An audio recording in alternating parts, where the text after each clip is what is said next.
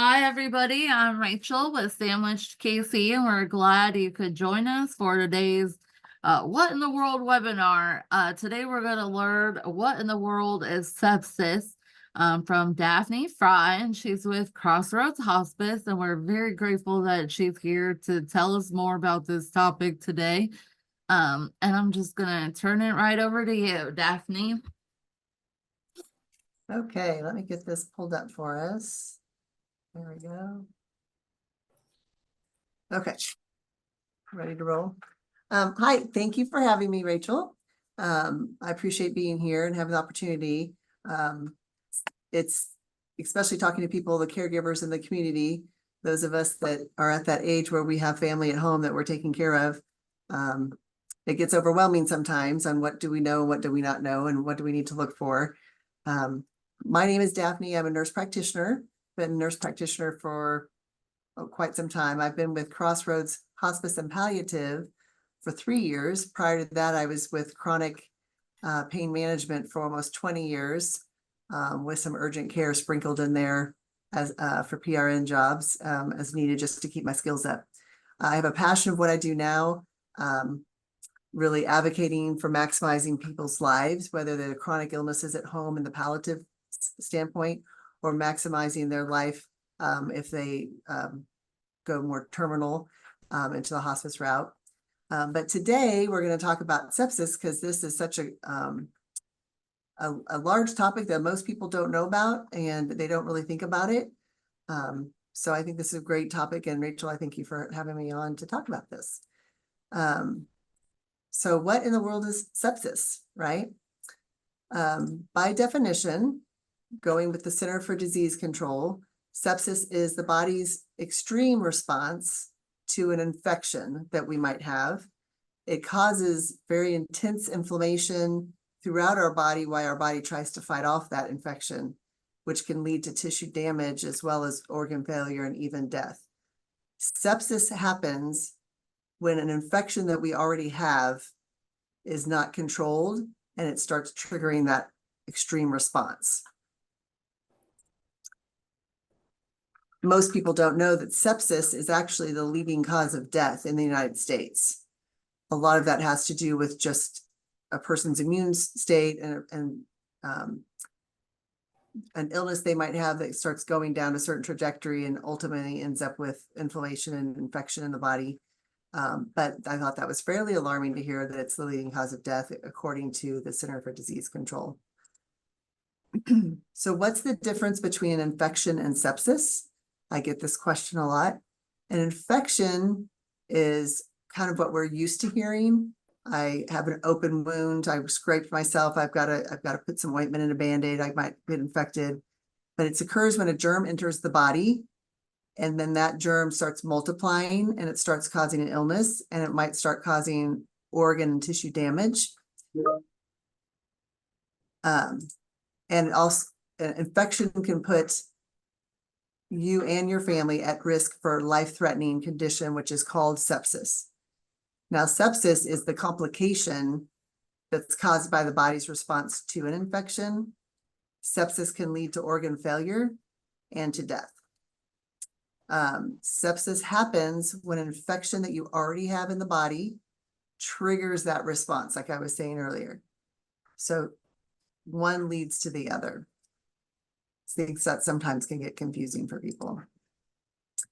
A quick note that anyone that gets an infection, no matter how healthy we may or may not be, almost any infection can lead to sepsis if not controlled and taken care of appropriately. So a big question also is who's at risk for sepsis? There are some people that are more at risk to get infection, or their body is less capable of fighting off even a basic infection. People that fall into this category of being more likely to get an infection would be people over 65, where their immune system starts to decline naturally. Also on the other spectrum is newborns and infants, where their immune system is not built up yet. People with chronic diseases such as diabetes, obesity, cancer, kidney disease, and lung disease, those kind of diseases, which a lot of Americans have, that sets our body up to be not up to par to fighting off infections the way we would if we didn't have those chronic conditions. People with a weakened immune system, such as cancers, or rheumatoid arthritis, or lupus, those kind of disease processes, our immune system is diminished in those situations. People with genetic disorders, so people with Down syndrome and sickle cell are two examples. They just don't have that full immunity to fight things off, even just the common cold at times. Anybody who's had a recent surgery, people who go into the hospital and get surgery, they are at greater risk of contracting infection and leads to sepsis. And then people, like the last one, is people that are in the hospital. They're in there for a reason because they're sick, that their immune system's down. There's a lot of germs running around the hospital. That sets them up to be at risk. Excuse me. What causes sepsis? Again, it's a germ that gets into the person's body with an infection. Sepsis can be, or the infection in sepsis can be from a virus like the flu, a fungal infection, a bacterial infection, just anything out of the ordinary that gets into our body system, breaks through that skin barrier, goes through our respiratory system, can cause sepsis. Bacterial infections, people don't think of just the basic stuff that you talk about, such as a sinus infection, a urinary tract infection, any kind of skin infection. I scabbed my knee and I have an open wound on my knee now. Anything to that effect can set you up for infection that would lead to sepsis. If we don't stop that infection and treat it appropriately, then it can lead to sepsis and cause sepsis. Here are some common sources I was just talking about. I just thought the visual was kind of nice.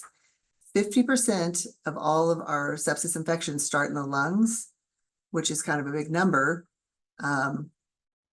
We also have stuff that gets into our bloodstream.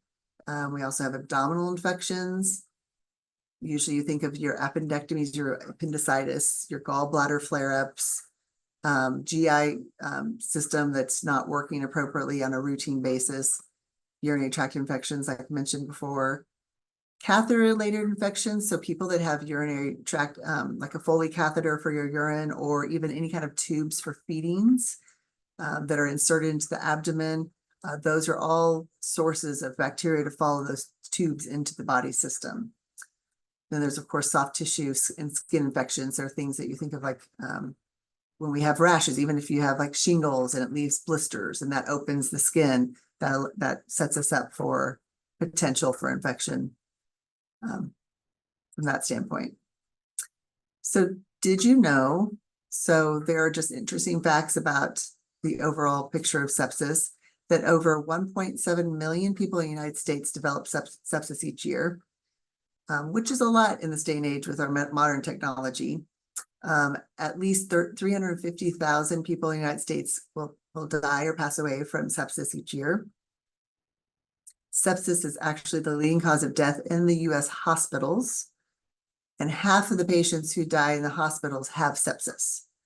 So no matter what takes us into the hospital, depending on the situation, it can lead towards sepsis. And again, we end up in the hospital because we are having issues, and we're already having an illness, or we're already having immunity problems. So that obviously leads to those statistics. Approximately 30% of people diagnosed with severe sepsis do not survive. Sepsis begins outside the hospital for 87% of those that have sepsis. So we don't necessarily contract it in the hospital. It happens outside the hospital. Again, starting with those basic infections that we get when we're out in the community. Most people that do develop an infection into sepsis have at least one underlying chronic medical condition, such as lung disease, obesity, diabetes. Again, those are types of chronic conditions that just set our body up to not be as productive in fighting off your basic infections. So sepsis is such a large number of deaths in the United States that there is an actual awareness month, which is September. There's also an organization for sepsis awareness, because it can be somewhat preventable if caught early enough, or the signs and symptoms are recognized and treated early enough. We can offset that 30% that don't make it through sepsis. So signs and symptoms of sepsis, anything that we think of when we think of somebody's feeling not well or kind of sick, such as like a fast heart rate, our body's trying, this infections in our body, and our body's trying to pump it up and get it revved up and try to fight it off. So you might have a fast heart rate, your blood pressure might be dropping, you might get a fever, but some people get really cold and chilly and they start shaking. Some people get warm and clammy. So it's not always easy to differentiate, oh, is this heading towards sepsis? However, it is a change in the patient's health that we're looking for overall. One of the big things that I noticed the most is more like confusion and disorientation before any of the physical signs, such as, for an example, elderly females. When they get UTIs, they don't tend to have the symptoms you have when you're younger, such as the burning or the frequency, but they get more confused, and that's their first sign. So a lot of people, patients with sepsis, they might get more confused first sign. Shortness of breath. Yes. I'm sorry, Daphne. That is such a good point. Would you be able to give us an example of that? Because Just not feeling just right or not. The confusion. Yeah. So confusion, what we see is that patients will they might not know how to follow steps to use the restroom, or they might not know, what do I do with my fork? Like they can be somewhat extreme, or they might have to stop and really pause and look at you and think about what you're saying. Like they're just confused, and they're repeating themselves frequently. And you're like, well, we just talked about that two minutes ago. And they say it again. They're like, because they don't remember. So they're getting very short-term memory, because the infection in their system is widespread, and it's causing more confusion firsthand for them. Thank you. Yeah, no, that's great. I'm glad you mentioned that. Some people get signs and symptoms like shortness of breath, and it's more, what you look for is if they're using their stomach to breathe, or they're just kind of almost panting with short breaths and really shallow. They're not taking deep breaths in. Some people, one of their early signs might be a rash. I know kids tend to get a rash when they get ear infections or sinus infections, but adults can get a rash too, especially if it's new. And what you look for is my loved one like, hey, this isn't very extreme, but it's different for my loved one. So that's really the thing I want you to take home is, these are all great signs and symptoms to look for, but some of them might not seem dramatic, but they're different for your loved one. And that's when you have to stop and go, okay, hold on. Why is this different from what's going on? Why are they doing this? Or why am I having to repeat myself? Those kind of things. And so that's really, your loved one the best, especially if you're caring for them and you're seeing them frequently or in your home. So it's more like, hey, this just isn't normal for them. And that makes you want to stop and ask somebody. So Act Fast is what the sepsis awareness organization really wants to push out to the community, is act fast. Time is of the essence. If you are questioning any of those signs and symptoms, it's never wrong to call your doctor, take them to a walk-in clinic, go to the ER, never a bad idea. So if you delay treatment, a simple infection can lead to a deadly condition that may have been treated if we caught it early enough. So sepsis is considered a medical emergency. Research shows that for every hour delay in treatment can increase your mortality by 8%. So that's pretty dramatic, and especially when sometimes the symptoms are somewhat vague.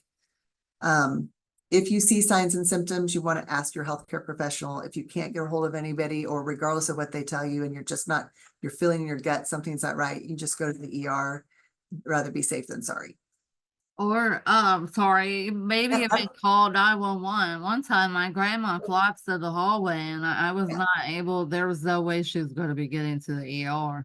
Absolutely. If we're having dramatic changes like that, absolutely. And that's never a bad idea either, is to call the ER, whether go to the ER or call 911. If something's just not right and you're just feeling that, you know, things have been escalating, the more you start thinking about it, definitely, like you said. And so she definitely got that low blood pressure, dizziness, clammy, like probably caused her to fall. Yeah, and she was very weak. Yeah, So, yeah. but yeah, she did. It was very frightening. So I'm Oh, sorry. it is frightening though. And so to call somebody in is helpful because you're going to have that extra support to help differentiate and like go through and see what, you know, with assistance. And that's faster care anyway, when they come to you, because they can start treatment with fluids or inject, you know, medicine on their way to the emergency room. Talking about all this, act fast. What can we do to reduce the risks? Because it all starts with infection. So really, we want to reduce our risk of getting infections and reduce the risk of our body not fighting off infections. So how can I help prevent sepsis? These are just basic things, but it's nice just to be reminded and have it written out and thought about under this topic. Practice good hygiene. Everybody hears about hand washing, but it's not just the patient, but it's the people caring for the patient. People coming in to be around the patient, especially if they're compromised, frail, a little bit older, or have some chronic diseases. But it also includes bathing. In my experience, for whatever reason, after a certain age, people just don't want to bathe anymore. They don't want to bathe. They don't want to shower. They don't want to have anything to do with it. So we really try to encourage bathing or cleaning. They now have these nice bath wipe towels that you can use that you don't even have to rinse off, but you can at least get some soap and clean, especially anything that's dark and warm, like the private areas or the underarms or under folds in the abdomen, those kind of things. You just want to keep things clean as best we can. Just the basic smallest cut, we want to keep that clean. Any kind of wound clean and covered until it's healed. Soap and water is still the best thing to put on just your basic wounds. If people want to get all fancy with stuff, and you can put a little antibiotic ointment, you know, that you can get over the counter. But soap and water, dry it, Band-Aid works wonders on most of those basic wounds. You also want to keep up with vaccines. If you are somebody who does vaccines, there's vaccines such as the pneumonia vaccine, shingle vaccine, the flu vaccine. These are more important on people that have chronic conditions that are already putting themselves at a disadvantage into their immunity system. So those are important. And then getting routine medical care for the chronic conditions. So people that have that lung disease, the heart disease, the diabetes, rheumatoid arthritis, if you're staying up with your doctor and staying with that watchful eye over that process, then we are better controlled in our symptoms, and our body is better and healthier and stronger to fight off anything that might it might come across. So that's important. And again, I put this on almost every slide. Getting medical attention immediately if you just suspect something's different. You don't even have to think, oh, I think it's sepsis. You just have to say something's wrong and not right. I need to have other eyes on this besides mine. Never a bad idea. This is just a little bit more of kind of day-to-day stuff to think about what to do. So everyday steps to reduce the risk of infection or sepsis. Avoid overly crowded places if you're immune compromised. Just kind of being smart about it. I don't want people to isolate. It's not that. It's just, do we want to go into some place that has hundreds of people around on a hot day when it's sweaty and there's things to think about. Also washing fruits and vegetables. I know there's like some statistics out there. A lot of people don't wash fruit and vegetables when they bring them home, thinking they've been done at the store or the farmer's market, but that will get rid of some of those foreign bodies that we would be putting into our body and setting ourselves up for an infection. We want to clean our teeth and gums regularly. So this is underestimated. I don't know how many people realize how much our teeth and gums are the window into the health of our heart and our lungs. And the better we are about cleaning our teeth and gums routinely, the more we decrease the risk of infection. We have people that have issues with periodontitis or periodontitis with infection into the gums or teeth tend to have respiratory issues, rheumatoid arthritis, coronary artery disease, because if you think about the bacteria and then we swallow it or we inhale it, it goes into our lungs, it goes into our blood system, and it really can be cause quite a bit of problem and quite a bit of systemic infection. So that's really important.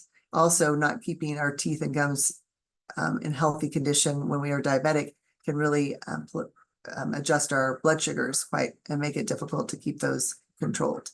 So I just thought that's interesting. A lot of people don't realize that that's really important, because that is also another thing that sometimes our advancing youth or our older patients tend not to want to do, is brush their teeth and take care of them as much when they start to get a little bit older.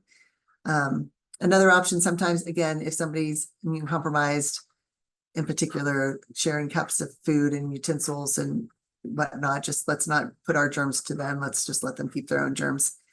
I already said bath and shower regularly. Another one is using mouthwash. Maybe just a little mouthwash might help that mouth care, especially if we're not doing as thorough of a job of cleaning our teeth and gums as we maybe once did. A little bit of mouthwash goes a long way. The other thing is dry skin. Dry skin can crack, especially if you're diabetic. That can be real detrimental if you're cracking skin and getting wounds. So applying just an unscented lotion on a routine basis keeps that skin barrier nice and strong and connected. Our skin is our largest organ, so we want to take care of it, and keeping it nice and hydrated is going to help prevent some of those small little wounds that really can lead to big things if we don't keep an eye on them. And then washing up after pets in particular. People don't think about that. We have cats and dogs and gerbils and birds and stuff at home. Anytime we're going to clean up after them, whether it's a cage or outside, you always want to wash the hands. It seems simple, but those are all, research tells us, important things to do. Actions to take, just kind of looking back over what we've talked about, is to get treatment for any infection. If someone has a chronic condition or weakened immune system, is particularly important not to let it go and think, oh, I'll just do this at home. It's not going to be a big deal. But if they're already set up to be kind of frail, it's important to have somebody else take a look at making sure it's being treated appropriately. You want to seek medical care if you have an infection that's just not getting better. Even if it's not getting worse, if it's just not going away, that makes you want to stop and think, why isn't this going away the way I think it should? Never a bad idea to call the doctor and just say, hey, what do you think? Or go in and let them see it. And then, of course, without treatment, sepsis can lead to severe complications and even death. So if you just don't know, and it seems like Rachel, like you were saying, your grandma passed out in the hall or was getting real weak, ER 911 is never a bad idea. It could save their life. Just a little information in the backside is how it's diagnosed. It's real important to identify people with infections that may go on to develop sepsis.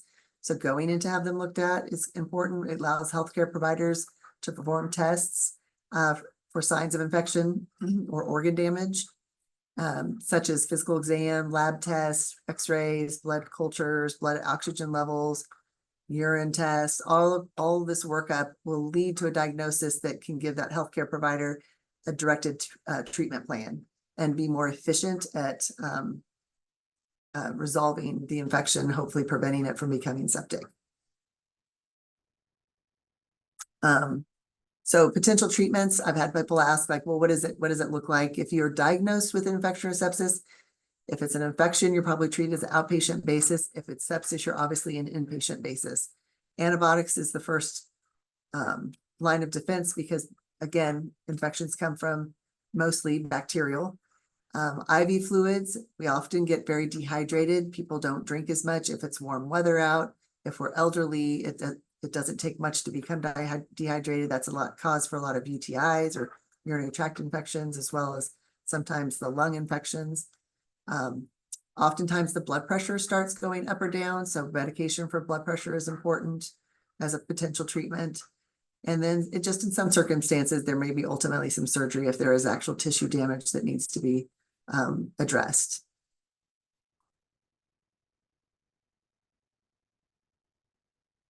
So key takeaways and just kind of an overall summary is that sepsis is a medical emergency. Prevention and risk reduction are really the number one thing we can do when we're caregivers at home. They're pretty simple to do, but we get busy and we get in our day, and sometimes we just kind of forget some of the simple things, but some of the simple things can become a really big deal and do a great deal in prevention. I'd rather do a pound of prevention than have to do an ounce of treatment. Knowledge of just knowing those signs and symptoms of sepsis is life-saving. So just that slide that showed if the person is dizzy or clammy or shaking or has a fever, shortness of breath, or even fast heart rate, just anything that's out of the ordinary, you know your loved one the best. So if you're out of the ordinary and you're questioning, because not all infections you can see. Sometimes you see a wound and think, oh, that might have been causing something, but sometimes it's in the lungs and you can't see it, or it's in the blood already and you can't see it and you don't know. If you suspect progression of an infection, or you suspect that, I don't know, but just something's different with my loved one, just seek a medical care immediately. There are more ways to learn about sepsis and how to prevent infections. Of course, the CDC and the World Health Organization, but there is a sepsis.org, there's an insepsis.org, and there's a worldsepsisday.org. So there is a lot out there because there are people that are very passionate about this, because some of it can be preventable. And they're really out there trying their best to spread the message. And their biggest message of those is to act fast. And that's what I would tell you as well. So at this point, Miss Rachel, if you had any questions, I'd be happy to answer any questions. I don't have any questions, but I thought that was a very informative presentation. I really truly didn't know that sepsis was the leading cause of death. And the other thing that really stood out to me was talking about oral care. Yes.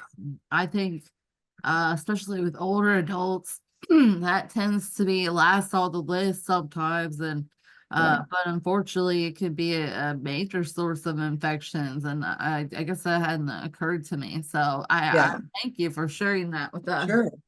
Sure. Yeah. And and just it's the things I tend to see when I'm out in the community doing palliative care the most is the oral care, lack of that, as well as for the ladies with the urinary tract infections. They get dehydrated. They're not cleaning themselves the way they might when they were younger, because they are getting older and maybe they're less capable. And so there's just those simple things that we can do, monitor, to try to prevent some of that. Yeah.